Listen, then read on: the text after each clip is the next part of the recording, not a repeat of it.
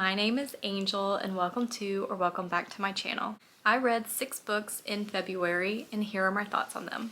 First, I read The Last Kingdom by Bernard Cornwell.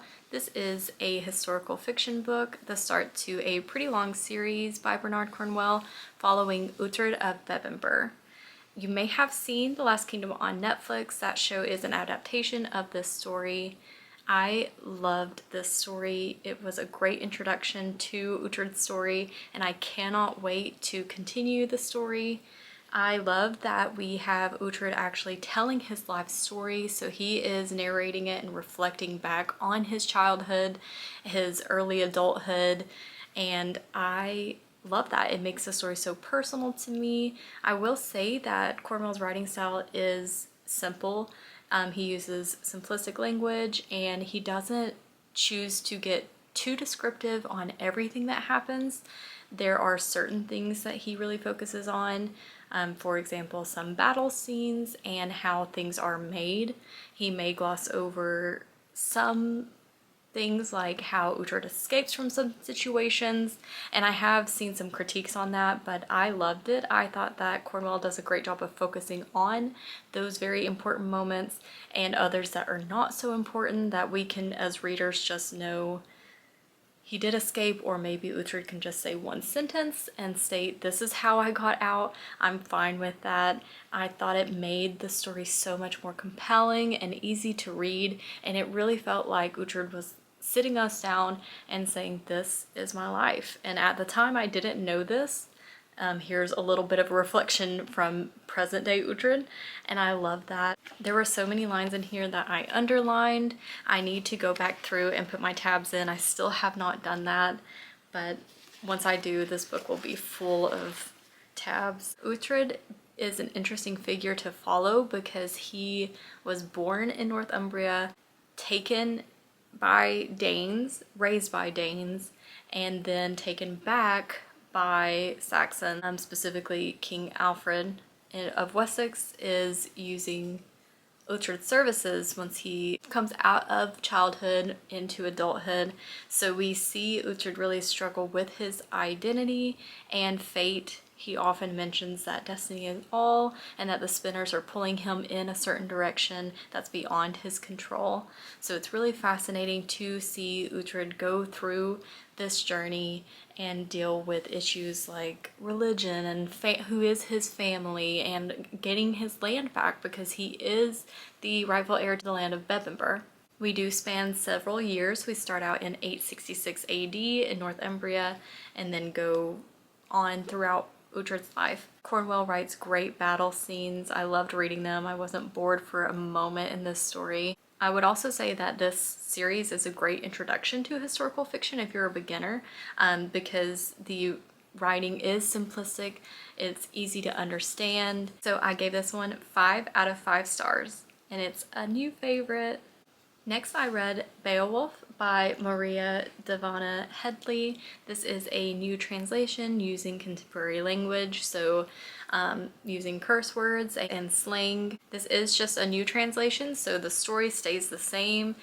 I really enjoy the story of Beowulf, so of course I liked this. I thought this was a new, fresh take, and I know that the author really became attached to the story of Beowulf through Grendel's mother, so there is kind of a feminist perspective as well. I really liked this one and gave it 4 out of 5 stars. Then I read a popular young adult book, Where the Library Hides by Isabel Ibanez. This is the sequel and finale to What the River Knows duology. I really enjoyed this one. We are continuing Inez's story right where we left off, and which if you've read the first book, you know that was a pretty big cliffhanger. I think all of us were like needed the sequel now. So I love that we picked up right where we left off and got to see more unraveling of these mysteries and find some answers. I read this one so quickly, and I think that messed with my rating a little bit. I gave it 4 out of 5 stars originally, but I have since lowered it to 3 out of 5 stars because there are some issues I had with the characters and their choices. I don't want to spoil too much, but it felt like it wasn't really a something happens in this story, and I don't think the reason behind it was satisfactory. I do not believe that it was enough of a reason for the action, for the behavior, if that makes sense. I'm not sure how else to word it, and I can't tell what happened, but yeah. Basically, a character does something, and their reasoning behind why they did that was not enough for me to be convinced that that was okay. I had seen some theories on Reddit after What the River Knows, speculating what would happen with this character, and unfortunately those theories I thought were better than what actually happened. And Inez as a main character, she is young, so I do not hate her. I didn't really have that big of an issue with her, but she is very naive, so if that bothered you in the first book, you will not like the sequel. I'll just put that out there, you won't. Because she's still the same. She's still young, she still makes mistakes, but I could understand that, and it didn't pull me out of the story. It made sense for the story, but unfortunately I just kept thinking about what happened and I wasn't okay with it. And some of the reveals near the end were very dramatic. Also, some people on Reddit pointed out issues with the timeline, so unfortunately I did give it 3 out of 5 stars, but for me that still means I liked it. I did like it. I enjoyed my experience of reading this one, but I think that the first book was better, unfortunately. Then I read a collection of poems called Thrall by Natasha Trethewey. I love this collection. Trethewey was actually the Poet Laureate of the United States from 2012 to 2014, and I can definitely see why every poem in this collection is so powerful. Trethewey really dives into history and art and just shows the history of mixed unions, of race and racial tensions from years ago to now, and really it just drives home some important points about your place in life and your roles and how they're assigned to you. Really like this one. Not exactly an easy read by any means, but a very powerful one that I think you could learn a lot from. Maybe kickstart your journey with poetry. Next, I listened to an audiobook called The Service Berry, read by the author Robin Wall Kimmerer. Loved this one.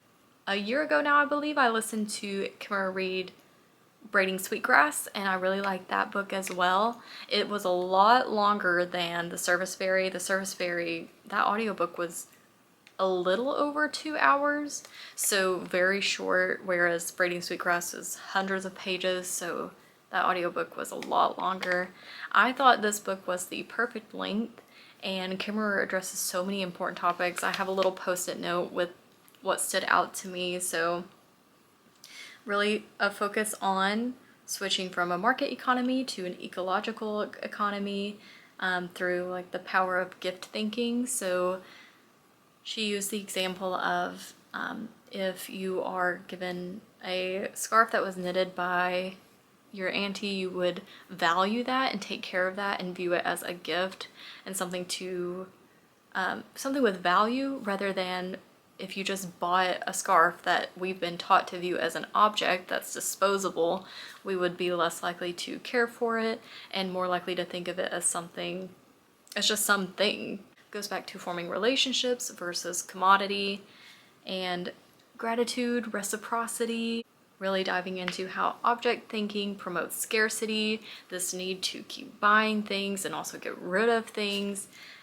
And I loved it. I thought it brought up so many great points and in a digestible way, encouraged action. We need to come together as a community, and I think she did a great job of explaining why that is and how we can do that in a manageable way. Of course, we're bigger than just a small community where you can have your friends and look after them.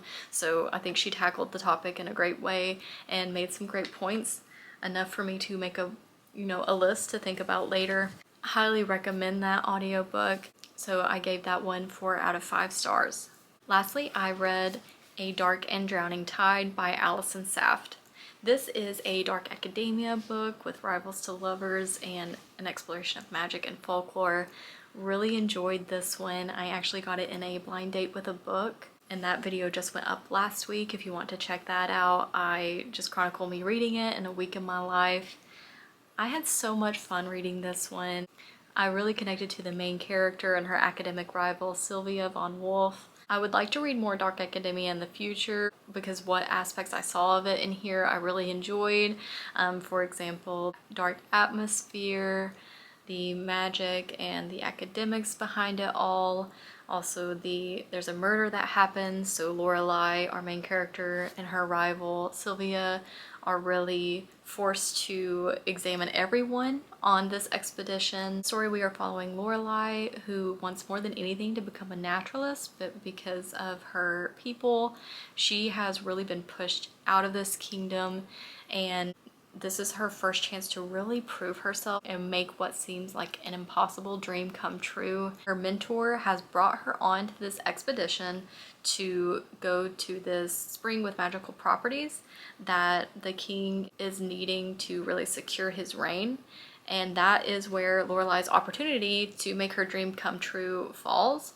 So she is on this expedition. Her and a small crew are going to look for this spring. Of course, it's not easy, nothing goes as to plan, and Lorelai's mentor is murdered.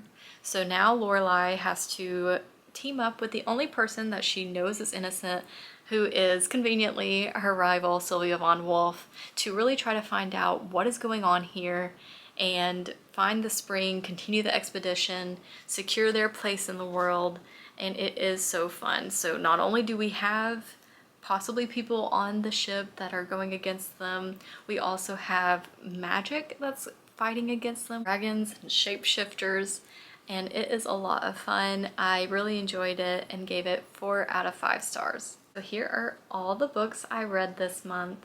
Really enjoyed all of these. Overall, it was a great reading month. Hope you had a great reading month as well. Please leave your favorites in the comments down below. I'd love to chat with you about them. Thank you so much for watching. I hope you have a great day.